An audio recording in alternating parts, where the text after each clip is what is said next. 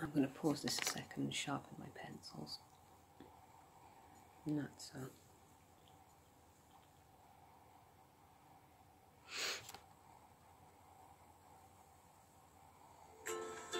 We are extremely pleased that you are here.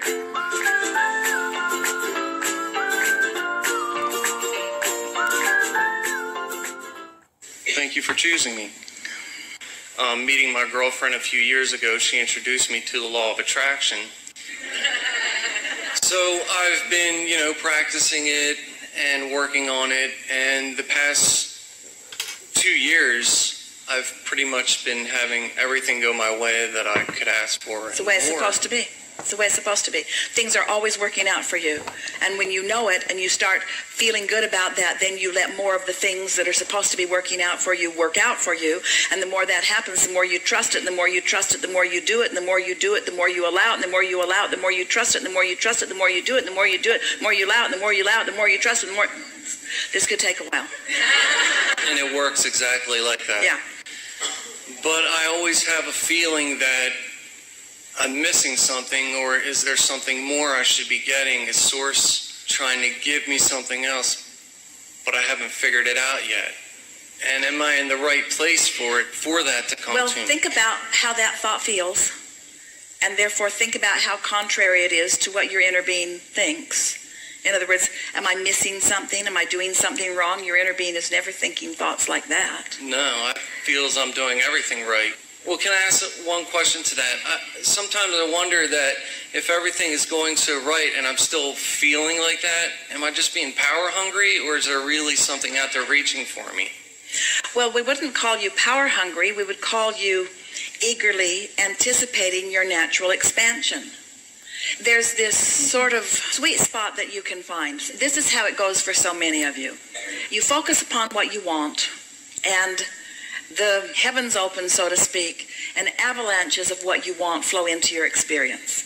And sometimes what you want comes faster than your ability to enjoy it or your ability to even deal with what you've attracted. So then you feel overwhelmed. Well, when you feel overwhelmed, it slows everything down. And then you get bored. And then you focus again.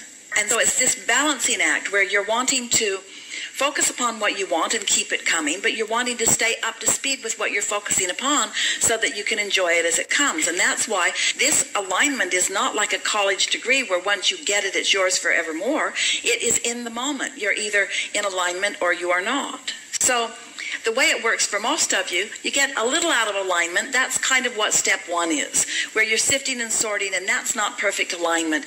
And then you launch these rockets of desires, and then it takes a little while for you to line up with what you want. That's the real deliberate part of this creative process, where you deliberately think until you feel it sort of click into place. And then you get into the sweet spot where you're feeling good, and now the universe is yielding to you. But this is what happens to so many of you. We're going to answer a question that's sort of been bothering you for a long time. You're really going to enjoy this. So the process is just having its way with you, and you are coming into alignment with your own desires that have been carved out of your own life experience. And then you hear our message, or you just innately know that you want to feel good, and so you do feel good more of the time. And then things begin flowing, and you really, really like that. And then the natural result of being in alignment and in harmony with your desires is that there will be a manifestation. Well, what happens to you? Oh, we like you so much, humaners, is that once it manifests, then often you don't give as much focus as you were on tending to the energy. Now it's manifested, you become an actionary person. Now you become a doer. Now you get involved with doing.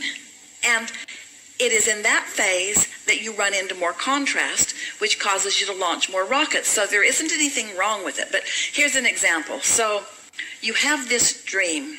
We can feel so much coming from you. We're going to give you a very complete answer here.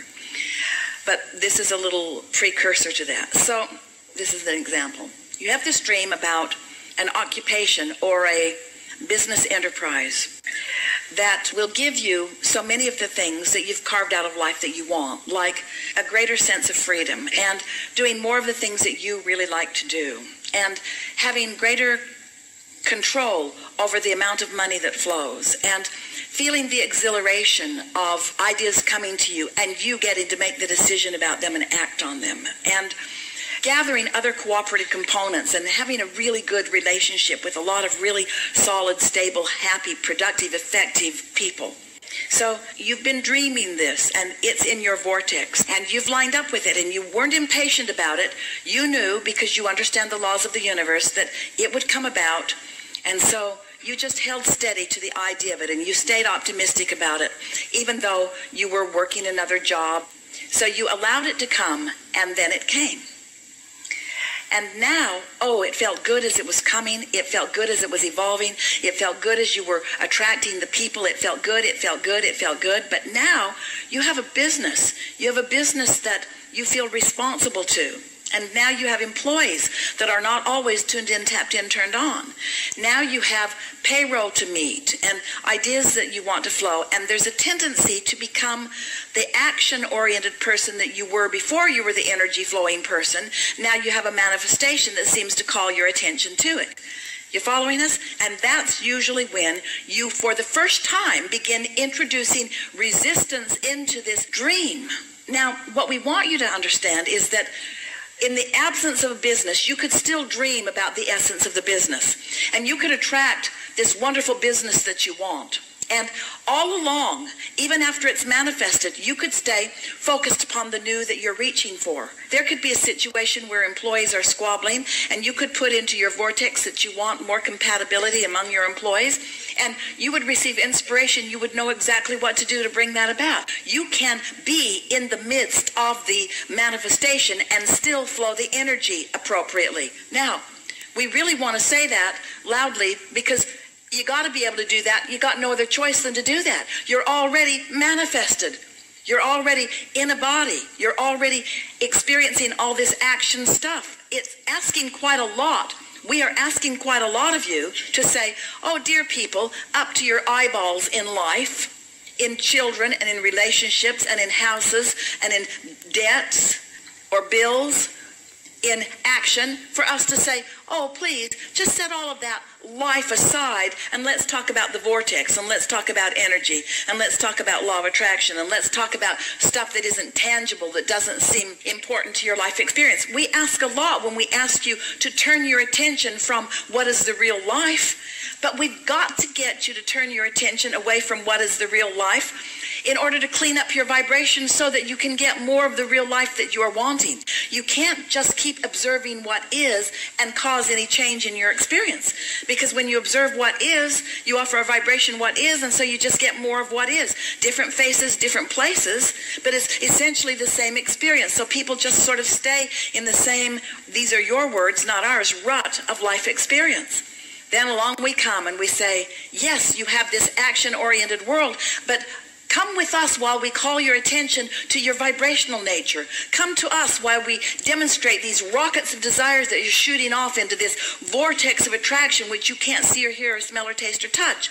And we know it's not easy for you to make that adjustment, to begin thinking vibrationally and feeling vibrationally. But when you do, then that life experience that is manifested begins to morph into more of your chosen manifestations.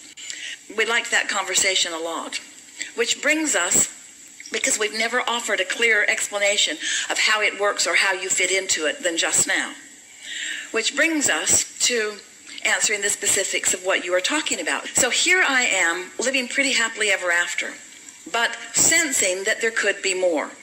And I'm not really dissatisfied, but I'm sensing that there could be more. Well, what you're wanting, it's not greed that's driving you. It's not power that's driving you. What you're wanting is to keep up with what you've already generated through life. We want to say to you that we've never met anyone who stayed moment by moment up to speed with everything that's in your vortex. Your vortex could keep you happily busy for 20 or 30 lifetimes. So what you are describing to us is that there's always this calling. You could call it the call of potential. We call it the call of your inner being who is already living what you've asked to live yourself. And your inner being is calling you to the fullness of it, not because you need that manifestation to be happy, but because the journey along the path to that just feels so rich and delicious. Ask yourself, would I rather feel enthusiastic about something or bored? Now, you could take it another way. Would I rather feel overwhelmed or peaceful? Well, of course you'd rather feel peaceful than overwhelmed. But let's take it further. Would you rather feel energetic and adventurous and excited about something or bored? And we know the answers to those questions, whether you are knowing them or not.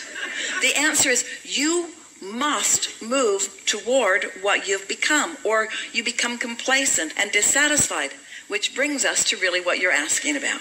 To take action from a place of split energy is always unpleasant. So to try to focus, let's say you're focused upon something not working, to dig in and try to offer effort and to try to think harder about how you're going to get that done just causes you to pile more engines on in opposition.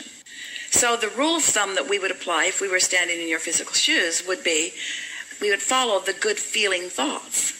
So if, for example, you feel a little enthusiasm about something, then that's when you really want to start thinking about it. Because if there's even a little bit of enthusiasm and you begin thinking about it, then that's the momentum that you're increasing.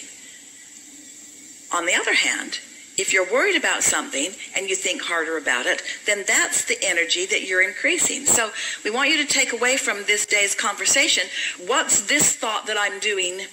Which end of my train am I applying a new engine to? When you say, well, I feel a little bored and I realize that I have more potential. Maybe I should apply myself a little better. Maybe I should study a little harder and maybe I should get a little more involved in what I want. That's piling engines on the wrong end of the train. And you can tell by the way you feel as you do it. But if you're saying something like, well, I like momentum and I like to feel good and I like when ideas flow and I'm looking forward to new ideas flowing and I really like getting hold of a new idea. I love a new idea taking me with it and I love the feeling that law of attraction brings me as more cooperative components are gathered, and when I think about it, I'd rather feel adventurous than afraid. And yet, when you think about those two emotions. Don't they kind of go together for a lot of people?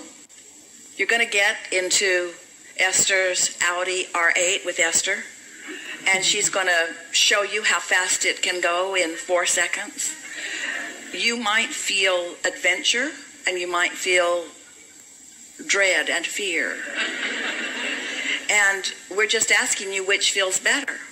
We're just asking you which feels better. Because the situation isn't what's causing it. What's causing it is the momentum you've already got going on. And so, from what we can feel from you, we would make more lists of the things that we're enjoying about our life. Because we don't feel resistance in you. We don't feel that you've got resistance that's holding you back. And under those conditions, attention to subjects that please you can cause the momentum to go faster. This is always true. In the absence of resistance, the faster you go, the better you like it. This is always true. In the absence of resistance, the faster you go, the better you like it. This is always true. In the presence of a lot of resistance, the faster you go, the more it beats up on you. And so humans are just thinking they should just go fast all the time. Only go fast in the absence of resistance. How about this? If you're going 100 miles an hour and you hit a tree, isn't it a bigger problem than if you're going 5 miles an hour and you hit a tree? So the tree represents the resistance. So if you feel like you've got resistance, the answer isn't dig in and try harder, although that's what everybody around you wants you to do. The answer is to chill out. The answer is to relieve the stress. The answer is to let go of it. The answer is to give in. And what are you giving into? You're not giving up on your dreams. Your dreams are alive and well in your vortex. You're giving up on the resistance that is depriving you of the inspiration to have that delicious, sweet spot, glorious path on your way to the unfolding and fulfillment and fuller manifestation of the things that you want. Can you hear this?